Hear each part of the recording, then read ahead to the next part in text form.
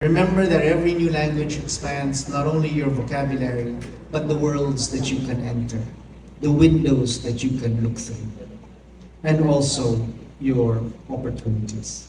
And every new skill you acquire gives the world another reason to believe in you.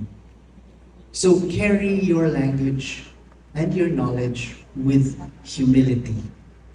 Remember the infantilization of language learning, but carry your skills with confidence. Remember the resilience of standing up nung hindi mo alam kung tama o mali at nung huli nakuha mo ang tamang pagbigkas.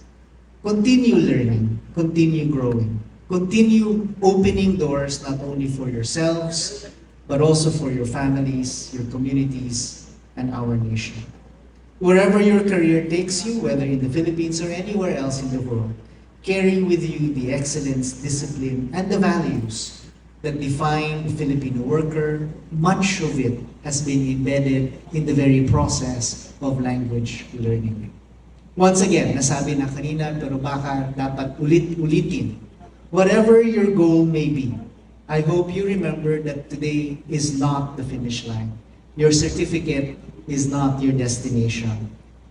Passport nyo lang ito for bigger opportunities ahead. It is simply proof that you are capable of learning something difficult. And if you can learn a new language, I am confident that you can learn almost any other skill. You can adapt to new technologies, and you can thrive in a changing workplace. Because let me be honest, the world of work will continue to evolve and be disrupted. New technologies will emerge, new industries will rise, and the skills you have mastered today, as good as they are, may look already different 5, 10, or 15 years from now. In fact, National Language Skills Center on its 19th anniversary. Dahil kung sama-sama sa TESDA, kayang-kaya. Magandang umaga po sa inyo.